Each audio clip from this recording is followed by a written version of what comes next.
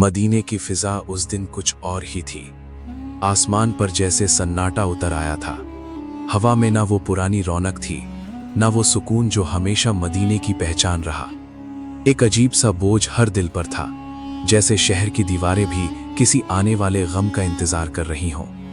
गली कूचों में लोग खामोश खड़े थे, कोई ऊंची आवाज नहीं, कोई मुस्कुराहट नहीं, सिर्फ इंतजार। और फिर दूर से काफिला नजर आया। ना ढोल थे, ना नगारे, ना खुशियों का शोर, ना सफर की आम रौनक।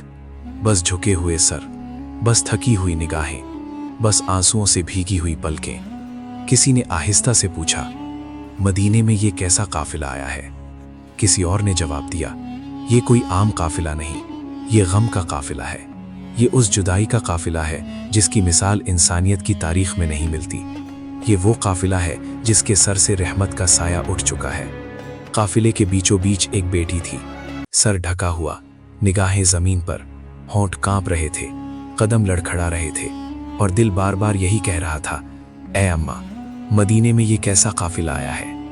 ना अब्बा साथ है, ना वो साया साथ है जिसके नीचे बचपन बीत गया, जिसने उंगली पकड़कर चलना सिखाया, जिसकी आवाज सुनते ही दिल को सुकून मिल जाता। आज वही बेटी बिना उस साए के मदीने में दाखिल हो रही थी।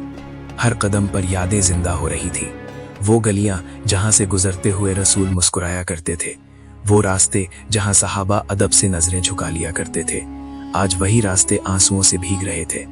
लोग रास्तों में खड़े थे, मगर किसी में हिम्मत ना थी उस बेटी की तरफ ठीक से देखने की, क्योंकि हर निगाह में शर्म थी, हर दिल में पछतावा था कि हमने कदर नहीं की। काफिला आगे बढ़ता रहा, मगर दिल पीछे छूटता रहा। बेटी के कानों में हर आवाज गूंज रही थी, हर हंसी उसे तीर की तरह चुभ रही थी। वो बार बार अपने दिल से कह रही थी, सब्र कर, क्योंकि अब वही तेरा सहारा है।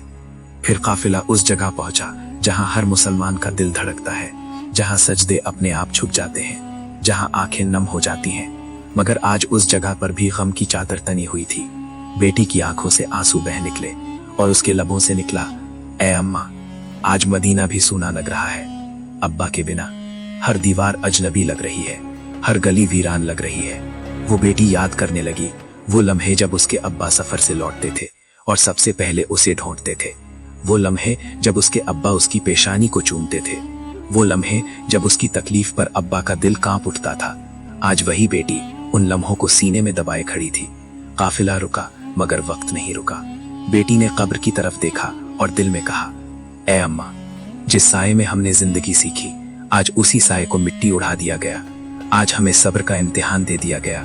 और मदीने की फिजा गवाह थी कि ये सिर्फ एक बेटी का गम नहीं था, ये पूरी उम्मत का गम था।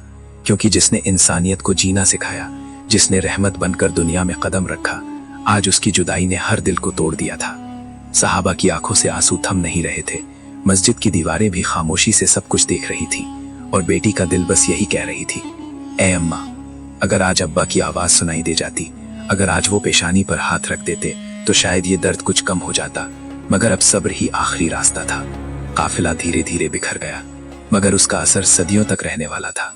इस काफिले ने सिखा दिया कि माँ बाप की मौजूदगी अल्लाह की सबसे बड़ी नेमत है, और जब ये नेमत छिन जाती है तो शहर के शहर वीरान लगने लगते हैं। ऐ मेरे भाइयों और बहनों, अगर आज तुम्हारे माँ बाप जिंदा हैं तो उनकी कदर करो, उनकी दुआओं को थाम कर रखो, क्योंकि जिस दिन ऐसा काफिला तुम्हारे शहर में आएगा, उस दिन आंसू भी जवाब दे देंगे, और बस यही आवाज दिल से निकलेगी, ऐ अम्मा, मदीने में ये कैसा काफिला आया है।